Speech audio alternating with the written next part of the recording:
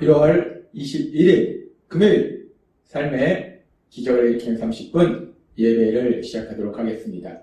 하나님께서 오늘 우리에게 주신 말씀은 사도행전 10장 33절에서 41절까지 말씀입니다. 이 말씀 제가 봉독하도록 하겠습니다. 내가 곧 당신에게 사람을 보내었는데 오셨으니 잘하였나이다. 이제 우리는 주께서 당신에게 명하신 모든 것을 듣고자 하여 다 하나님 앞에 있나이다. 베드로가 입을 열어 말하되 내가 참으로 하나님은 사람의 외모를 보지 아니하시고 각 나라 중 하나님을 경외하며 의를 행하는 사람은 다 받으시는 줄 깨달았도다. 만유의 주 되신 예수 그리스도로 말미암아 화평의 복음을 전하사 이스라엘 자손들에게 보내신 말씀 곧 요한이 그 침례를 반포한 후에 갈릴리에서 시작하여 온 유대에 두루 전파된 그것을 너희도 알거니와 하나님이 나사렛 예수에게 성령과 능력을 기름 붓듯 하셨음에 그가 두루 다니시며 선한 일을 행하시고 마귀에게 눌린 모든 사람을 고치셨으니 이는 하나님이 함께 하셨습니다. 이는 유대인의 땅과 예루살렘에서 그가 행하신 모든 일의 증인이라. 그들이 나무에 달아 죽였으나 하나님이 사흘 만에 다시 살리사 나타내시되 모든 백성에게 하신 것이 아니오 오직 미리 택하신 증인 곧 죽은 자 가운데서 부활하신 후 그를 모시고 음식을 먹은 우리에게 하신 것이라. 아멘. 오늘 이 시간 하나님께서 우리에게 주신 말씀을 듣기 전에 잠시 기도하는 시간 갖도록 하겠습니다. 하나님 아버지 감사합니다. 오늘도 연약하고 어리석고 미련한 저희를 사랑하셔서 우리 하나님 친히 저희를 만나주시고 저희에게 말씀하여 주시니 감사합니다. 하나님 아버지 오늘도 저희의 마음의 문을 활짝 열어주셔서 우리를 사랑하신 하나님이 우리에게 주시는 그 말씀을 듣게 하시고 그 말씀을 믿음으로 인해서 담대하게 세상을 살아가는 저희가 될 수 있도록 은혜 베풀어 주옵소서. 예수님의 이름으로 감사하며 기도드리옵나이다. 아멘. 사도행전의 말씀은 예수님께서 말씀하신 것처럼 성령님이 임하시고 오순절날 드디어 예수님을 믿는 사람들에게 성령님이 임하심으로 인해서 이제 예루살렘뿐만 아니라 사마리아와 그 주변의 모든 지역의 사람들까지도 구원받는 귀한 역사들이 일어납니다. 그런데 그렇게 예루살렘뿐만 아니라 사마리아뿐만 아니라 그 주변의 지역의 사람들도 구원받는데 구원받긴 하는데 아직은 하나님께서 선택하셨던 민족 이스라엘 백성 그 유대인들에게만 복음이 전해졌고 그 유대인들에게만 구원이 이르렀어요. 근데 드디어 이제 사도행전 10장에는 유대인이 아닌 유대인들이 이방인이라고 했던 그 고넬료와 그와 함께하는 사람들이 드디어 복음의 말씀을 듣고 구원받는 놀라운 역사에 대해서 말씀하고 있습니다. 그러면서 그렇게 이방인 고넬료가 구원받는 그 과정에 대해서 사도행전 10장은 자세하게 말씀하고 있는데 그 사도행전 10장의 말씀을 우리가 조금 더 자세히 살펴보면 사도행전 10장 1절에서 8절은 하나님께서 고넬료에게 천사를 보내주셔서 베드로를 청하라 라고 말씀하시는 그런 장면이 있습니다. 그리고 이어지는 이제 사도행전 10장 9절에서 23절까지는 이번에는 하나님께서 베드로 사도에게 하늘로부터 많은 짐승이 들어있는 보자기 그 보자기와 환상을 통해서 이제 이방인도 이 유대인들이 만나기를 꺼려하는 그런 이방인조차 거룩하지 않다, 깨끗하지 않다 하지 말고 이방인 고넬료를 만날 수 있는 그런 마음을 베드로에게 주십니다. 그런 이후에 이제 사도행전 10장 24절부터 48절까지는 그렇게 하나님의 역사하심으로 인해서 드디어 이방인 고넬료와 그와 함께한 사람들 그리고 베드로 사도가 만나게 되고 오늘 우리가 읽은 말씀처럼 베드로 사도를 통해서 예수님의 십자가 죽으심과 부활하심 그 복음의 말씀이 전해집니다.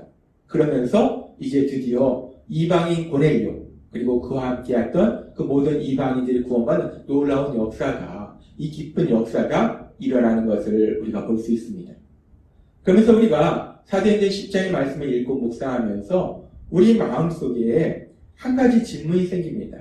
어떤 질문이 생기냐면 지금 하나님께서 사도행전 10장의 말씀을 통해서 고넬료 가족이 구원받는 그 역사에 대해서 말씀할 때 그 역사 과정 가운데 하나님께서 직접 역사하시는 그 역사의 부분이 있습니다.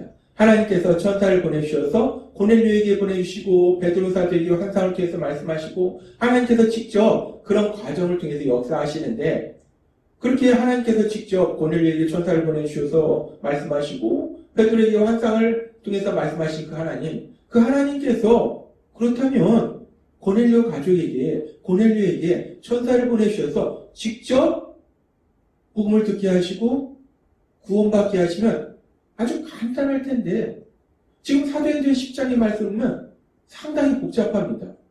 하나님이 천사를 보내주셔서 고넬료에게 천사를 보내주셔서 말씀하시고 베드로 사도를 환상을 통해서 말씀하시고 그래서 베드로 사도와 고넬료가 만나고 그래서 결국은 베드로 사도를 통해서 복음이 전파돼서 고넬료 가정이 구원받는다는 우리가 이 말씀을 읽으면서 조금 이해되지 않습니다. 하나님이 직접적으로 역사하셔서 그렇게 천사를 보내주셔서 고넬료에게 베드로를 청하라라고 말씀하시던 그 하나님이 그럼 그렇게 복잡하게 일을 처리하실 것이 아니라 우리 생각에는 간단하게 그냥 처음부터 베드로 사도를 보낼 필요가 없이 그냥 처음부터 하나님께서 천사를 보내주셔서 고넬료에게 복음을 듣게 하셔서 그래서 구원받게 하시면 간단할 텐데 왜 하나님은 이렇게 복잡하게 고넬료에게 천사를 보내주시고 베드로에게 환상을 통해서 말씀하시고 결국 두 사람이 만나게 하시고 이런 복잡한 과정을 통해서 하나님이 이 고넬료 가정을 구원받게 하셨을까? 하나님께서는 천사를 통해서 복음을 직접 전하실 수 있는데 왜 직접 전하시지 않고 믿음의 사람 베드로 사도를 통해서 복음을 전하도록 하시는 것일까? 우리가 이런 부분에 대해서 사실 궁금한 부분입니다. 질문이 생길 수 있어요.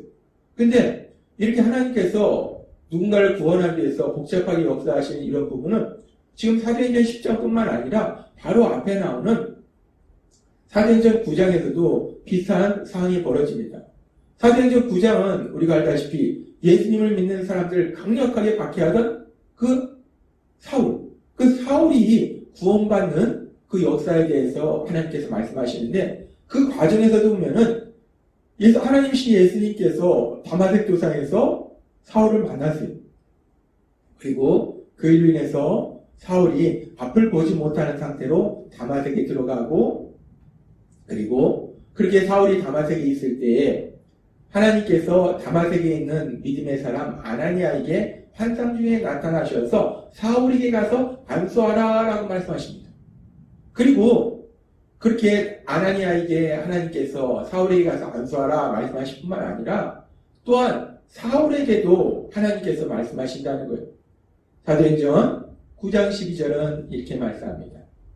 그가 아나니아라 하는 사람이 들어와서 자기에게 안수하여 다시 보게 하는 것을 보았느니라 하시거늘 이라고 말씀합니다. 여기서 그가라는 것은 사울을 얘기하는 거예요. 아나니아에게 말씀할 때 사울이 지금 환상 중에 아나니아라는 사람이 자기한테 안수하여서 자기가 다시 보게 되는 그런 환상을 봤다. 내가 사울에게 그런 환상을 보여줬다 라고 하나님이 말씀하시는 거예요. 그렇게 하나님께서 사울에게 환상 중에 말씀하시고 아나니아에게 말씀하시고 그래서 결국 아나니아가 사울을 만나고 그래서 아나니아가 안수함으로 인해서 사울이 못 보던 것이 보게 되고 사울이 성령 충만함을 받게 되는 그 장면에 대해서 사도행전 9장은 말씀하고 있습니다. 우리가 사도행전 9장의 말씀을 우리가 깊게 묵상해보면 여기서도 우리가 사도행전 10장과 같은 질문을 할 수 있어요. 하나님께서 아나니아에게 환상 중에 나타나시고 사울에게 나타나시고 두 사람이 만나게 하셔서 아나니아, 믿음의 사람 아나니아가 안수함으로 사울이 성령 충만하도록 만들어주시는데 그렇게 하나님께서 직접적으로 역사하셨는데 그렇다면 이렇게 복잡하게 하나님께서 아나니아에게 나타나시고 사울에게 나타나시고 이러실 필요 없이 직접 하나님께서 사울에게 나타나셔서 성령 충만하게 하시고 복음을 전해주시고 구원받게 해주시면 될 텐데 왜 하나님께서 천사를 보내주셔서 직접 복음을 전하도록 하시지 않으시고 믿음의 사람 아나니아를 통해서 사울에게 안수하게 하시고 그 과정을 통해서 사울을 성령 충만하게 하시는 것일까? 왜 하나님께서는 직접 역사하시지 아니하고 믿음의 사람 아나니아를 통해서 역사하시는 걸까? 우리가 사도행전 9장과 10장의 말씀을 읽고 묵상하자면 똑같은 질문이 우리 안에 생긴다는 거예요. 분명히 하나님께서 사울을 구원하시고 성령 충만하게 하시고 고넬료 가족을 구원하신 그 과정 속에서 하나님께서 분명히 천사들을 보내주셔서 환상 중에 역사하신, 직접적으로 역사하신 그 일들이 있는데, 그렇다면 하나님께서 직접 천사를 보내주시든지 환상 중에 복음을 듣게 하셔서 구원받게 하시면 간단할 텐데, 왜 하나님께서는 천사를 보내주셔서 이 사람에게 나타나게 하시고 저 사람에게 나타나게 하시고 그래서 두 사람이 만나게 하시고 그리고 결국은 그래서 믿음의 사람을 통해서 복음이 전파되게 하시고 그래서 그 복음을 들음으로 구원받도록 역사하시는 것일까? 왜 하나님은 이렇게 복잡하게 역사하시는 것일까? 왜 하나님은 직접 천사를 통해서 복음을 전해주시지 아니하고 믿음의 사람을 통해서 복음을 전하도록 하시는 것일까 하는 우리가 의문이 생길 수 있다는 겁니다. 그러면서 우리가 우리의 구원에 대해서 생각해 볼 때 우리의 구원의 모든 과정은 결국은 삼위일체 하나님의 역사하심을 성경은 계속해서 말씀합니다. 에베소서의 말씀처럼 창세전에 우리의 구원을 계획하신 분은 하나님 아버지세요. 그리고 십자가 죽으심과 부활하심을 통해서 우리의 구원, 그 죄에서 우리를 구원하신 구원, 형벌 대속의 죽으심을 통해서 우리를 죄에서 구원하신 그 구원 사역을 완성하신 분은 예수님이세요. 그리고 이제 예수님께서 이루신 그 구원 사역을 우리가 회개하고 예수님을 구주와 주님으로 믿도록 역사하셔서 우리가 거듭나도록 하셔서 우리가 구원의 삶을 누리도록 그 구원을 우리 삶에 적용시키는 분은 성령 하나님이시라는 거예요. 결국 구원의 모든 과정은 하나님 아버지와 예수님과 성령 하나님, 삼위일체 하나님의 역사하심에 의해서 구원이 이루어진다는 겁니다. 그런데 그렇게 구원의 모든 과정을 이루신 분은 하나님이신데 하나님 아버지와 우리 예수님과 성령 하나님을 통해서 우리가 구원을 받는데, 그런데 하나님께서는 그 구원을 받도록 하는 과정 가운데 아주 중요한 복음의 말씀, 예수님의 십자가 죽으심과 부활하심에 대한 그 복음의 말씀, 그 복음의 말씀을 전하는 그 임무는 천사들을 통해서 하나님께서 직접 말씀하시지 아니하고 천사들을 통해서 말씀하신 것도 아니고 하나님께서는 믿음의 사람, 예수님을 구주와 주님으로 믿는 믿음의 사람, 그 믿음의 사람을 통해서 그 복음의 말씀을 전하도록 말씀하신다는 겁니다. 명령하셨다는 겁니다. 마태복음 28장의 말씀이나 마가복음 16장의 말씀이나 사도행전 1장 8절의 말씀이나 하나님께서는 계속해서 말씀할 때 예수님의 십자가 죽으심과 부활하심, 그 복음, 그 예수님의 증인이 되는 삶에 대해서 예수님을 믿는 믿음의 사람들이 그런 삶을 살아라. 예수님을 믿는 믿음의 사람들이 아직도 복음의 말씀을 알지 못하고 멸망으로 고통 속으로 가는 사람들인데 복음을 전해서 그들이 구원받도록 도와줘라 라고 하나님께서 명령하셨다는 거예요. 그래서 하나님께서는 바울 사도를 통해서 고린도서 5장 18절의 말씀을 통해서 이렇게 말씀하십니다. 모든 것이 하나님께로서 났음에 그가 그리스도로 말미암아 우리를 자기와 화목하게 하시고 또 우리에게 화목하게 하는 직분을 주셨으니 라고 말씀합니다. 모든 것이 하나님께로 났다는 거예요. 이 세상도 하나님이 창조하셨고 구원의 모든 과정도 하나님 아버지께서 계획하시고 예수님께서 그 구원 사역을 이루시고 성령님께서 그 구원을 적용하시고 모든 것이 삼위일체 하나님의 역사하심이라는 거예요. 근데 그렇게 모든 것이 삼위일체 하나님의 역사하심인데 그러면서 계속 이어지는 말씀 보니까 그가 그리스도로 말미암아 우리를 자기와 화목하게 하시고 예수님의 십자가 죽으심과 부활하심을 통해서 죄인된 우리들, 하나님과 원수 관계했던 우리들이 하나님 아버지와 사랑의 관계 속에 살아가도록 만들어 주셨다는 거예요. 우리가 그 하나님의 사랑을 마음껏 누리는 삶으로 만들어 주셨다는 거예요. 하나님의 사랑 안에서 기쁘고 행복한 삶을 살도록 만들어 주셨다는 거예요. 그렇게 하나님께서 그렇게 직접 역사하셔서 우리가 이제 하나님의 사랑 안에서 하나님 주신 기쁨과 평안을 누리는 복을 누리는 삶을 살도록 만들어 주시고, 그리고 하나님께서는 거기서 머무르시는 것이 아니라 계속해서 말씀할 때 또 우리에게 화목하게 하는 직분을 주셨으니 라고 말씀합니다.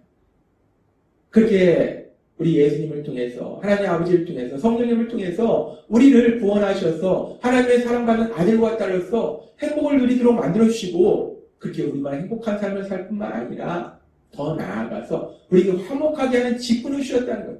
아직도 그 하나님의 사랑을 알지 못하고 고통 속에서 멸망 속에서 사단의 거짓말에 속아 살아가고 있는 많은 세상 사람들에게 복음을 전해서 그들도 우리처럼 하나님과 화목하도록 사랑의 관계 속에서 살아가도록 전하는 그런 복을 우리한테 주셨다는 겁니다. 하나님은 오늘 우리에게 말씀하십니다. 구원의 모든 과정을 이루시는 분은 하나님이신데, 근데 그 구원을 이루도록 하는 과정 가운데 아주 중요한 그 복음은 우리 예수님을 믿는 사람들이 전하도록 하신다는 겁니다. 왜 하나님은 그 복음을 우리가 전하도록 하십니까? 하나님은 우리가 이제 구원받아서 하나님의 사랑 안에서 기쁘고 행복한 삶을 사는 복을 누릴 뿐만 아니라 우리가 받는 그 복을, 우리가 받은 그 사랑을 다른 사람에게도 전하는 더 큰 복을 누리도록 우리에게 그 복을 누리도록, 복음을 전하도록 우리에게 말씀하셨다는 겁니다. 하나님께서 오늘 우리에게 주신 말씀처럼 하나님은 하나님의 역사하심으로 인해서 우리가 하나님의 사랑 안에 살도록 그래서 하나님의 사랑을 마음껏 누리는 복을 누리도록 하시고, 그 복을 누릴 뿐만 아니라 더 나아가서 그 사랑을 또 다른 사람들에게도 전하는 그 놀라운 복을 누리도록 하신 하나님, 그 하나님 안에 거함으로 인해서 우리도 날마다 기쁘고 행복한 삶을 살아가고, 아직도 세상 속에서 사단의 거짓말에 속아서 고통 속에서 살고 있는 사람들에게 하나님의 사랑을 전하는 복을 누리시는 여러분이 되시길 주님의 이름으로 축원합니다. 기도하겠습니다. 하나님 아버지 감사합니다. 오늘도 주신 말씀처럼 하나님 아버지께서는 저희가 하나님의 사랑 안에 살아가는 복을 누리도록 하실 뿐만 아니라 그 놀라운 복을 세상 사람들에게 전하는 그 복을 또한 누리게 하시니 감사합니다. 우리가 하나님의 사랑 안에서 하나님 주신 복을 마음껏 누리고 또 그 사랑을 세상 사람들에게 전하는 복을 누리는 그런 귀한 삶을 살아가는 저희가 될 수 있도록 은혜 베풀어 주옵소서. 예수님의 이름으로 감사하며 기도드리옵나이다. 아멘. 이 시간도 하나님께서 우리 주신 말씀을 묵상하면서 조용히 기도하는 시간 갖도록 하겠습니다.